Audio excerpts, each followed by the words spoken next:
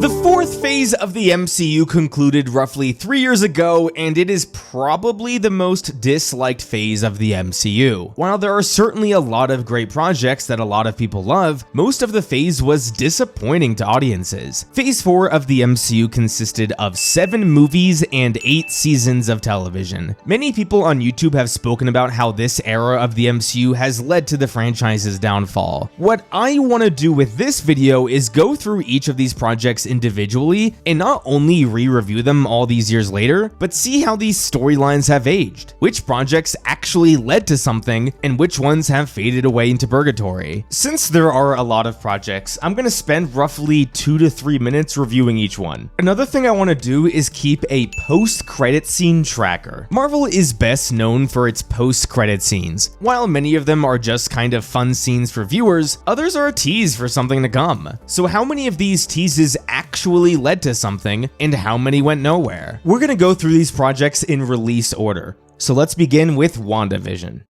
WandaVision was not a good show. It was really popular at the time, but I never got into it. I absolutely hated the first 2 episodes. I thought they were completely useless. Now, what the show did well was have a sense of mystery. When the series was progressing, we would slowly start to understand what was going on and realize how crazy Wanda was. And there was a lot of weird stuff we didn't understand, so that left room for speculation. But a lot of that ended up going nowhere, especially with the Quicksilver crossover from the X-Men movies. I hate when storytellers purposely troll the audience. In this show, I believe that the storytellers knew they were baiting the audience and purposely didn't pay it off. That pisses me off. Another aspect of this show that doesn't get criticized enough is the comedy. Now, I don't necessarily care for how funny Marvel movies are. A few jokes here and there are fine, but with WandaVision, it's a bit different because a good portion of this show is spoofing comedies. I can respect the efforts that the production went through to make these episodes feel like an episode from a certain decade, but if you're gonna spoof comedies, you better be funny. I vividly recall barely laughing at all during any of these sketches. Now, the supporting characters in this show were fine.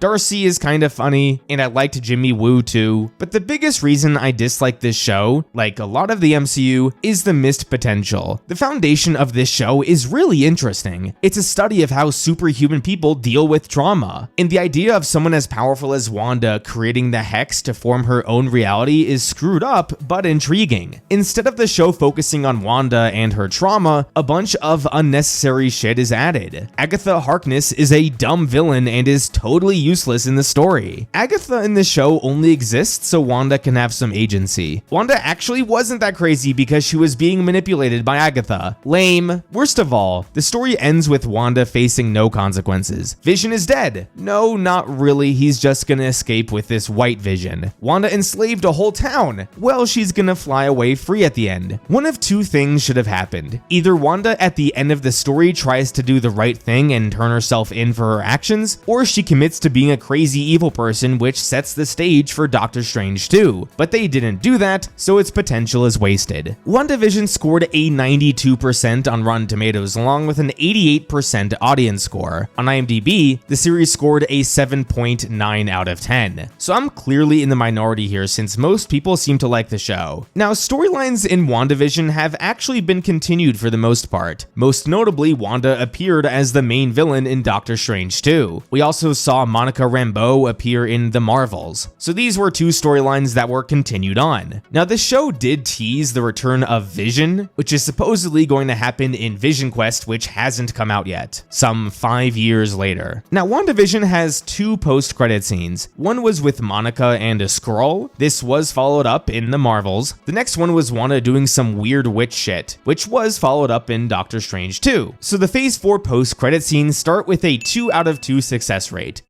The Falcon and the Winter Soldier was an absolute snooze fest, but before I talk about that, there are a few things that I really liked. Just like WandaVision, this show deals with fascinating concepts. I've always been fascinated by how the world handles the aftermath of the blip. Half of all human life was now brought back in an instant. How will they adjust to life? Again, a really interesting concept. The United States is now trying to recast Captain America with a dude who is not that good of a guy. That's an interesting concept. There is a group of people who are not happy with the way governments are handling the return of so many people. An interesting concept. But again, just like with WandaVision, these concepts concepts don't go anywhere. Carly is maybe the worst villain in the MCU. The show tries so hard to get us to empathize with her and her story, but it's kinda hard to do that when she's constantly committing mass murder. Also, it's insanely hard to get your audience to empathize with a rebellious teenager without that character seeming like they're whining all the time. And Falcon and the Winter Soldier definitely failed at making Carly convincing. I wish I could ignore her, but her story is literally the nucleus of the entire show. Now, this show also uses a storytelling trope that I hate. It's when a character is given a certain responsibility, they decline said responsibility, then the responsibility is bestowed onto someone else and that causes major problems, then the original character must learn to embrace said responsibility. A similar trope was used in Spider-Man Far From Home with Mysterio and those stupid glasses. I just get frustrated with a character who rejects something we all know they're gonna accept later on. So part of me wishes that the show is simply about Sam learning to be Captain America right from the start. One more thing, the chemistry between Sam and Bucky was really great in this show. I'm always a sucker for a good bromance. So those are my thoughts on the Falcon and the Winter Soldier. Some bright spots with a lot of pitfalls. The series scored an 85% on Rotten Tomatoes along with an 80% audience score. On IMDb, it scored a 7.1 out of 10. Now, of any of these Phase 4 shows, this show is probably the most relevant. Sam would obviously go on to be in Captain America Brave New World, and he will be in the next Avengers movie. Bucky, John Walker, and Valentina also got to appear in the Thunderbolts. There was one post-credit scene which teased Sharon Carter doing some shady stuff with the CIA nearly 5 years later, and this tease has not been resolved in any way, so this is a miss.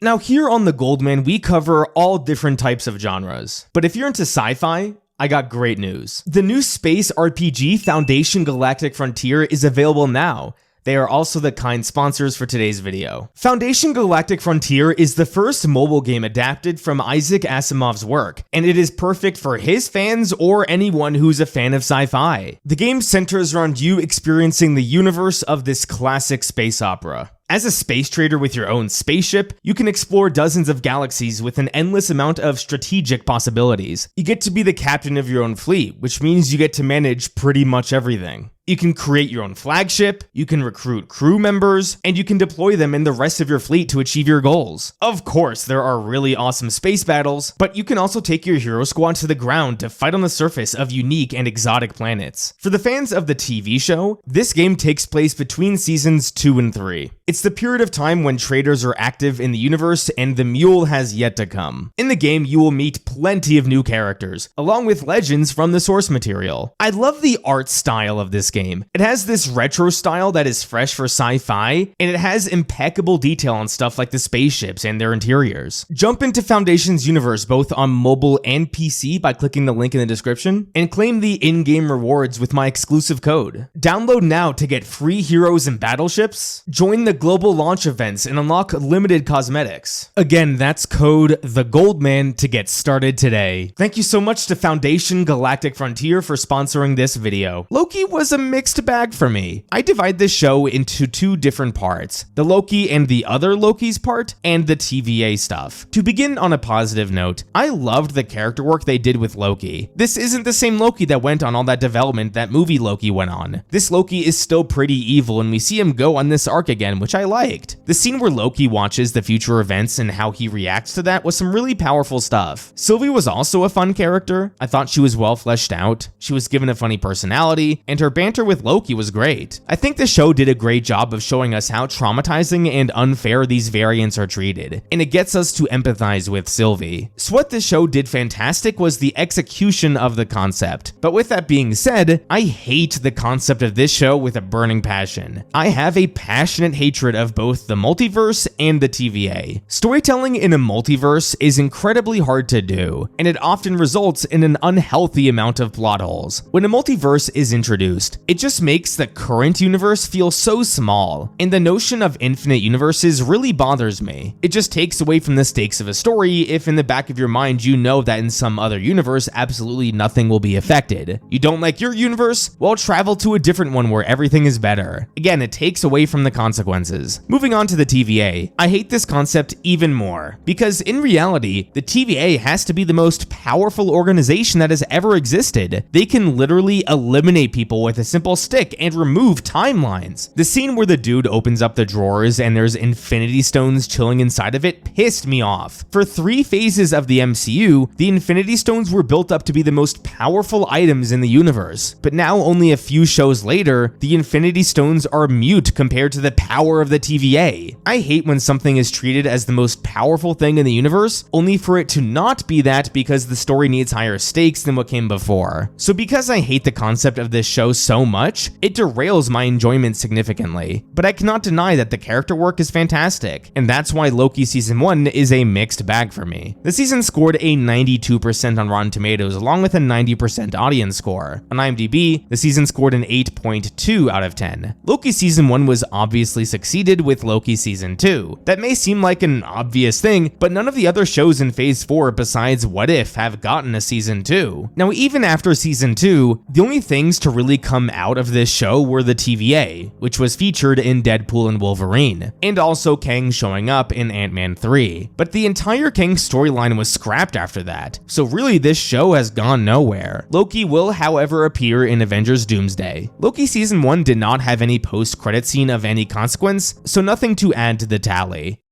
Black Widow is not a good movie. Easily the biggest problem with this movie is how out of place it is. I remember back during the Phase 3 days how everyone was begging for a Black Widow movie. Then she died, and after that they decided to give her her own movie. The movie takes place right after Civil War, and that's uninteresting. The movie also just feels like they wanted to introduce Yelena and also give Natasha her own movie, so they decided to tell a mediocre story. I just have no interest in what Natasha was up to between Infinity War and Civil War, so adding a story here has almost no stakes and really doesn't change the story of the Black Widow character. Now setting that aside, I do at least like the characters in this movie. Natasha and her adoptive parents were fine, but Yelena is the clear highlight. She has this typical little sister personality and I quite like that. The main villain was incredibly boring, but the fact that he's able to use pheromones to control people is really dumb. And that ties into one of my other big problems with this movie. The Black Widows were all under control because of some stupid ass serum that can be reversed with another gas. There is nothing that a story could do worse than remove all agency from characters. This movie had the potential to tell a really dark and moving story. I absolutely loved the opening credits that highlighted the traumas of human trafficking. It was a great scene, but it turns out later on it wasn't brainwashing that was keeping all these girls as Black Widows, it was some stupid serum. This way, instead of Natasha actually having to put in an effort into saving the Black Widows, she just needs to spray them with some gas. I hate that, and it derailed the movie. Black Widow scored a 79% on Rotten Tomatoes along with a 91% audience score. On IMDb, the movie scored a 6.6 out of 10. Black Widow grossed $379 million at the box office. Keep in mind, this movie was released during the height of COVID, and it also had a straight to Disney Plus release while it was in theaters. Phase 4 of the MCU got off to a decent start, because Black Widow has a lasting legacy. Yelena has appeared in a handful of projects since, and is going to be one of the main characters of Avengers Doomsday. Since Black Widow was just about introducing Yelena, that's all that really matters. Red Guardian appeared in Thunderbolts as well and will be in Avengers Doomsday. Taskmaster was famously killed off in the beginning of Thunderbolts, so she was wasted. But overall, this movie did set up the future. The one post-credit scene in this movie is a tease of Yelena going after Hawkeye, and obviously this happened in the Hawkeye show, so the phase gets a point here. Shang Chi is an awesome movie. I feel like of all the Phase 4 MCU movies, this one is the one that's talked about the least, but I want to give it the credit it deserves. So Shang Chi tells the story of a family who copes with trauma in different ways. When the mother of a family is murdered, the 3 remaining members of said family all cope in different ways. Wenwu, who is also the Mandarin, is changed when he meets Shang-Chi's mother. He gives up the rings because he said he's found something worth growing old for, which is a unique approach for a Marvel villain. When she dies, he goes on a revenge quest. He turns into a bad father and only sees his family as potential weapons. The way Wenwu coped with trauma was by becoming a tyrannical leader, and I love his characterization. Zhao Ling handles trauma very differently than the way her brother does. Because Zhao Ling was neglected by her father after the death of her mother, she has a kind of different hatred for her father than Shang-Chi does. Instead of trying to distance herself from her father as much as possible, she wanted to prove to him that she could carve out her own path and create an empire just as powerful. Xialing isn't driven by revenge, but by resentment. She resented her father so much that she created her own criminal underground fighting ring. Now, Shang Chi takes a completely different path than his sister and father. Instead of getting deeper involved with criminals, he moves to the other side of the planet and wants to live a life that resembles nothing from his past. Shang-Chi is driven by two things in this movie: hatred and fear. He has hatred for his father so much that he removed himself completely from anything that resembles his previous life, and he fears he will one day become his father. But at the end of the movie, he doesn't become his father. He spares him. In a way, all three of these main characters go on an arc, and that's the reason why I love this movie. Now, besides the characters, the action in this movie was fantastic. This movie may have some of the best fist fighting in the MCU. The only part of the movie that kinda dragged it down for me was the final fight against the dragon. It kinda felt like MCU Phase 1 where they needed something major to defeat in the end. But overall, this movie has fantastic character work, even better action, and is just an awesome movie. Shang-Chi scored a 92% on Rotten Tomatoes along with a 98% audience score. That's insane. On IMDb, the movie scored a 7.3 out of 10. Shang-Chi ended up grossing $432 million at the box office. The story of Shang-Chi has unfortunately not continued in any way. None of the characters in this movie have yet to show up again. The only hope for Shang-Chi is that he is confirmed to appear in the next Avengers movie. Now, Shang-Chi has two post-credit scenes, one potentially hinting at the Ten Rings being related to Kang the Conqueror, and one with Xialing building her empire. Neither have been followed up yet, so no points for Shang-Chi.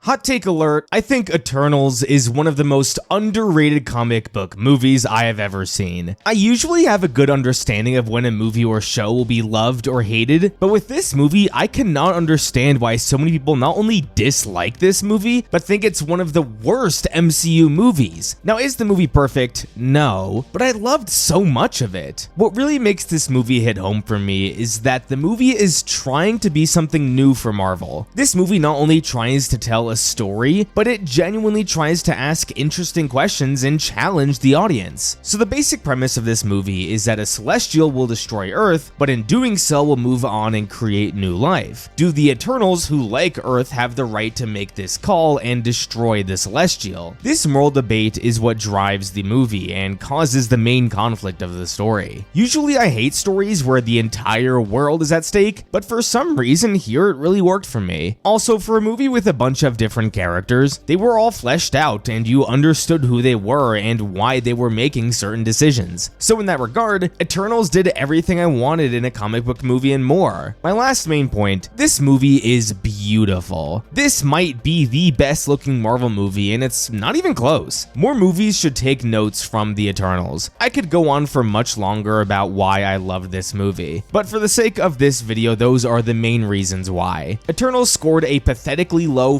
44% on Rotten Tomatoes along with a 77% audience score. On IMDb, the movie scored a 6.2 out of 10. Eternals grossed just $402 million at the box office. Eternals may be the biggest case of an MCU story being lost in purgatory. With the exception of Tiamut the Dead Celestial being in Captain America Brave New World, nothing else from this movie has reappeared anywhere else. No characters have come back, and none of the lore has stayed relevant. To make matters even worse, none of these characters are slated to appear in Avengers Doomsday. Eternals had two post-credit scenes. One showed Harry Styles, who never showed up again, and another, I think, teased Blade, which also has yet to come out. So Eternals without question gets 0 out of 2 points for its post-credit scenes.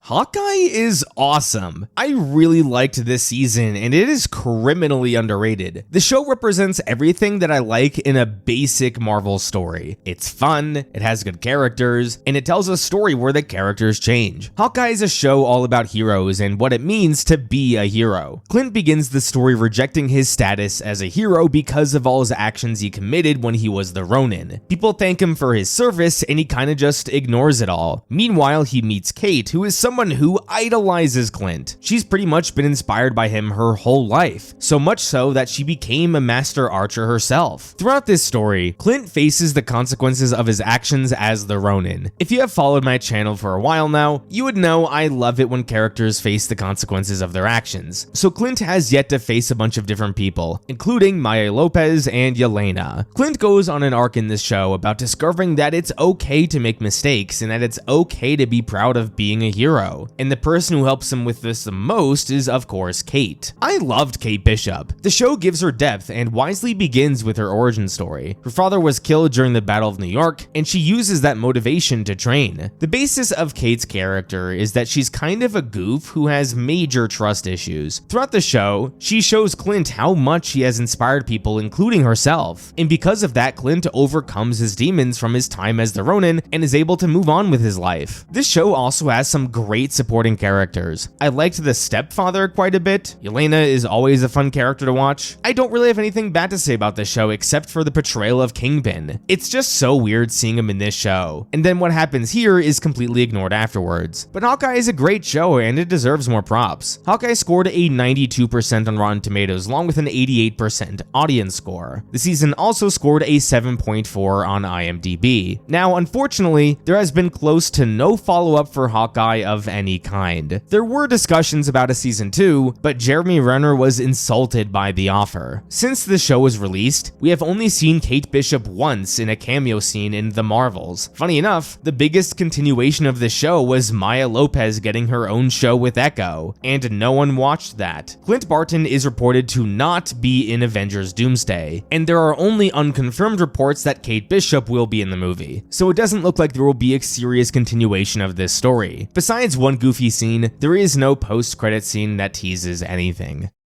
Spider-Man No Way Home is kind of the perfect Spider-Man movie for me. Apparently people argue this movie hasn't aged well, but I still really enjoy it. Now, as you guys know, I absolutely loathe the multiverse. I think it is a dumbass concept, and I hate that this is the direction the MCU is going in. But a movie like this handles it as well as it could possibly be. Now granted, this movie does have the advantage of having 7 Spider-Man movies to cherry pick from, but it does it so well. Now Goldman, you're just falling for nostalgia. Not really. I'm not a big Spider-Man fan. I like most of the older movies, but not all of them. So why did I like this movie so much? Well, to me, this movie exemplifies everything I do like about Spider-Man. Spider-Man to me is all about making sacrifices for the greater good. Spider-Man will always be willing to get beaten up and hurt if it means others will be safe. At the end of this movie, when he makes the decision to have everyone forget about him so they could be safe, that to me was textbook Spider-Man. Everyone he knows will forget him. He will have absolutely no relationships, but he's willing to do it for the greater good, and that's awesome. Another aspect of this movie that was great was how they utilized the other 2 Spider-Man. They didn't just show up for kicks and giggles. They used what they learned in their movies to guide Tom Holland's character in his quest. That was the best way to utilize Tobey and Andrew. Now, the only thing I didn't really like was how the villains could be cured of their evilness by simply being injected with something. That was kind of dumb. I hated it in Black Widow, and I hate it here. Again, it takes away agency from characters if their issues could be solved by sniffing some gas. But that's really my only problem. Everything else I really liked. Spider-Man No Way Home scored a 93% on Rotten Tomatoes, along with a 97% audience score. On IMDb, the movie scored an 8.2 out of 10. The movie grossed an incredible $1.9 billion at the box office. Now, funny enough, there hasn't been a continuation of this story yet, but I feel like Spider-Man gets a bit of a pass because Sony owns it. But regardless, Spider-Man Brand New Day does come out next year, and it will of course feature Tom Holland as Peter Parker. The only post-credit scene of consequence featured Venom, so I won't count it towards the score.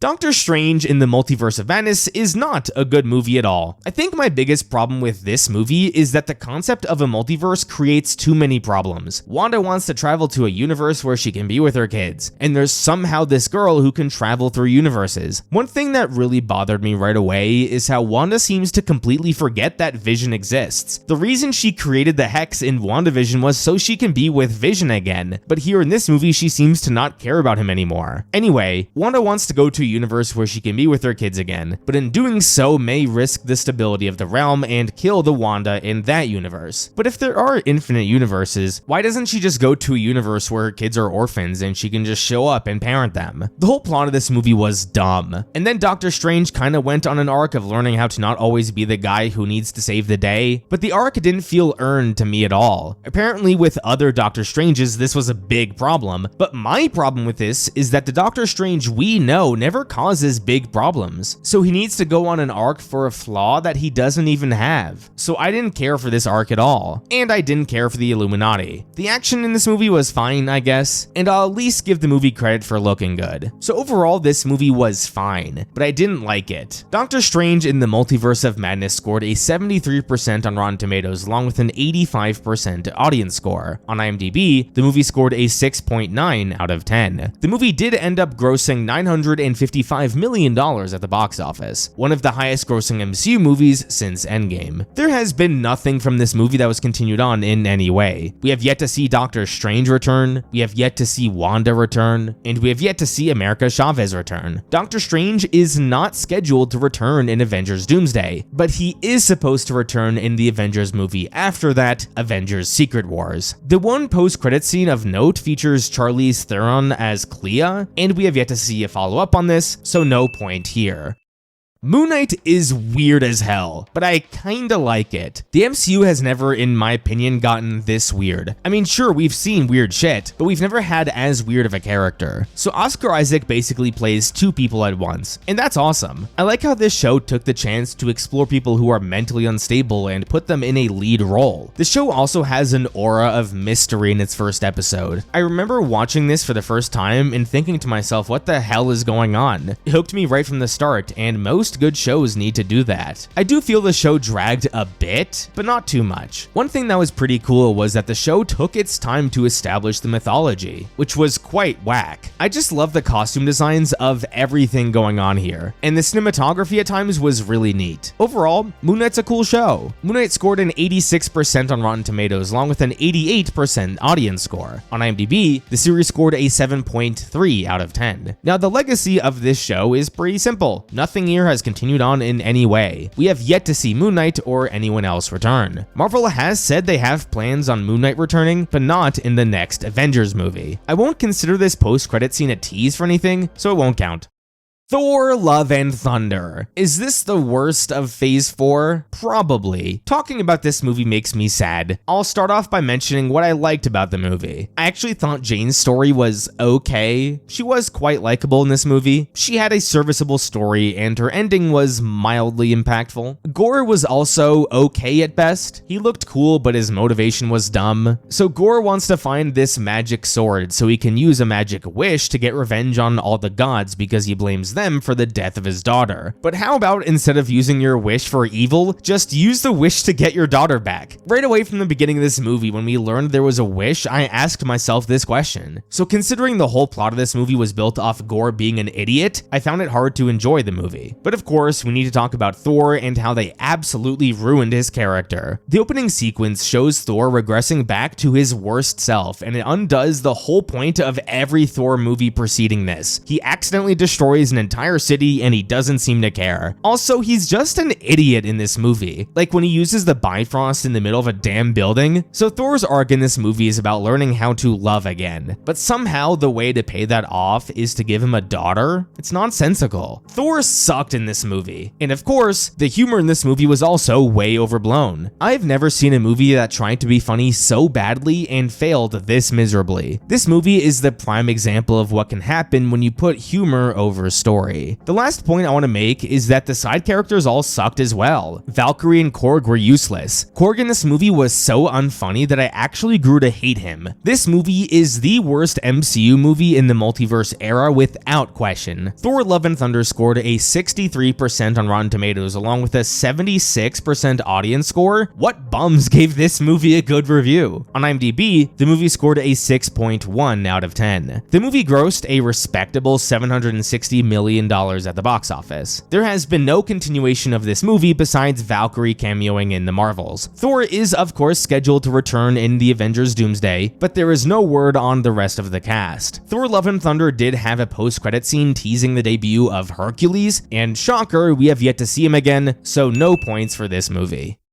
Ms. Marvel is one of the more underrated MCU projects. I really enjoyed this show, and it is probably the best MCU show in Phase 4. The reason why I like this show so much is simply that I like Kamala a lot. She was sweet, funny, charismatic, and had a powerful origin story of learning about her heritage. One thing I must commend this show for is how it portrayed the Islamic culture. When a show or movie focuses on a certain religion or a certain race, it is easy for said story to put down other cultures or races to make their culture or race seem better. But Ms. Marvel doesn't do that. It highlights this Muslim family and shows the strengths of their culture. So that was something I really appreciated about this show. The other thing that I liked is that Kamala is just a typical high school kid. The supporting characters were also relatively cool. And I liked when the story explored the rest of the world and showed us more of the culture. The only thing about this show that I found to be rather weird was Kamala's obsession with Captain Marvel. Not so much because Captain Marvel is unlikable, but because in universe, how do people know who Captain Marvel is? She showed up in Endgame and then probably bailed right after. Maybe she did stuff between Infinity War and Endgame, I guess? But if so, one simple line could have explained that. Overall, a really fun show and I'd watch it again. Ms. Marvel scored a 98% on Rotten Tomatoes along with an 80% audience score. On IMDb, the show scored a 6.2 out of 10. So quite the jarring difference between IMDb and Rotten Tomatoes. Kamala did obviously return in The Marvels, along with a handful of Kamala's family. In The Marvels, Kamala did tease a Young Avengers team-up movie, but let's be real, that's not happening. The post-credit scene for the show is kind of a cheat. It is literally just a scene from The Marvels, so obviously it was paid off in The Marvels. But I gotta be fair and count it. She-Hulk is not a good show at all, but honestly, I don't hate it. I enjoyed parts of it, sue me. People are just way too harsh on Jen. Back in the day when the show was coming out, almost all the reviews were from people who had only watched the first episode. If you just watched the first episode, then yeah, Jen's pretty annoying. But people seem to forget that characters go on arcs, and sometimes they begin the show with a major flaw. Bruce warns Jen of all these different things, and Jen just ignores him. But throughout the show, she slowly starts to realize that Bruce was right about a lot of shit, and she starts to humble herself. I think I also have a bit of a soft spot for Daredevil's appearance. If there's anyone who can help Jen balance the life of a lawyer and a superhero, it's Matt Murdock. But I will say this, I hated the ending, and it ruined the whole show. For the first half, I was kind of enjoying it, not because it was good, but because it was something different. But once Jen met the Disney Plus home screen and went to meet a robot version of Kevin Feige, I was incredibly disappointed. Just because the show pokes fun at how it doesn't have a climactic moment for its story doesn't now mean I'm happy there was no climactic moment. I've heard that people say this was true to the comic origins and they love that, and while I could admire the willingness to supposedly stay true to the comics, I can't say I liked it at all. Certain types of story techniques work in certain ways. The MCU to me was a cinematic universe that had its own story and its own canon. Yes, there were things that contradicted each other over time here and there, but it was still one universe. What am I supposed to think of Jen going to Kevin Feige's office and the Marvel Studios? That was really dumb. The show was nothing special. Again, it was not good. Many of the episodes felt directionless. I just didn't hate Jen, and I also find it really funny that such a middling show got such a strong hatred from fans. She-Hulk Attorney at Law scored an 80% on Rotten Tomatoes along with an abysmal 32% audience score. The show also scored a pathetic 5.2 out of 10 on IMDb. This show has not had a continuation of any kind, and I think that's for the best. Marvel probably regrets that the show even exists because it had such bad press. Also, the way the show ended, I don't know how you can continue it. The show had a post-credit scene where Emil was freed by Wong. I mean, this technically counts as a tease, so I'm gonna count it towards the tally.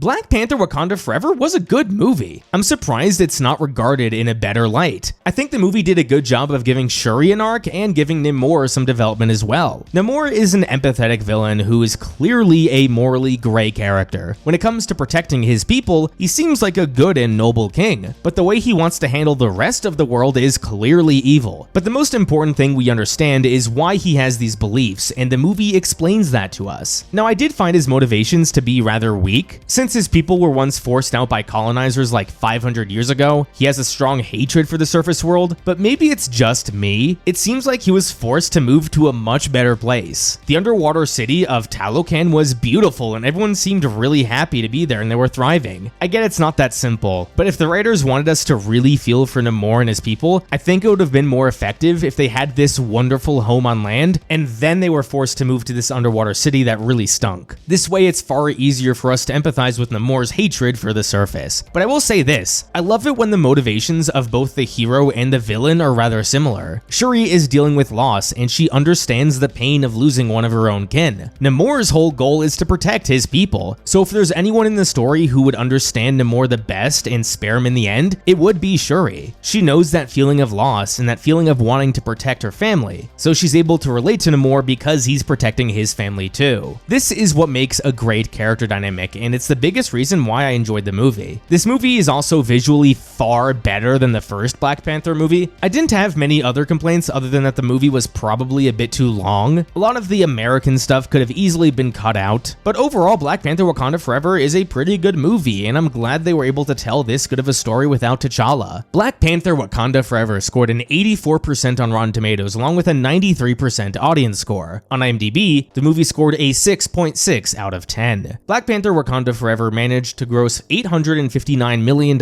at the box office. We have yet to see any continuation of anything from this movie. Riri Williams did get her own show with Ironheart, but a lot of people seem to hate that show, and I don't know if we'll ever see more of her again. Shuri and Namor will, however, be returning in Avengers Doomsday. The one post-credit scene of this movie is a tease for the future T'Challa of the MCU. This probably won't happen for a long time, so for the time being, it gets 0 points.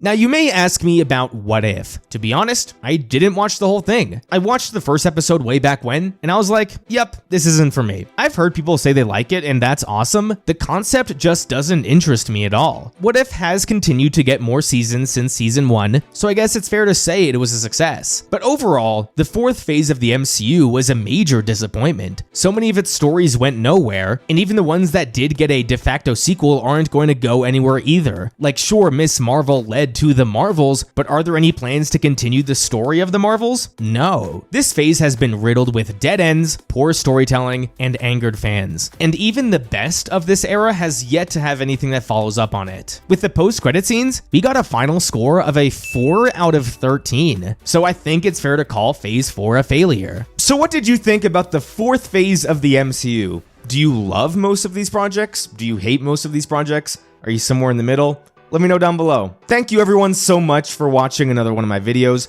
Don't forget to unite the Claude Squad, and I'll see you guys next time. Once again, jump into Foundation's universe by clicking the link in the description and claim the in-game rewards with code TheGoldman. Thank you so much to Foundation Galactic Frontier for sponsoring this video.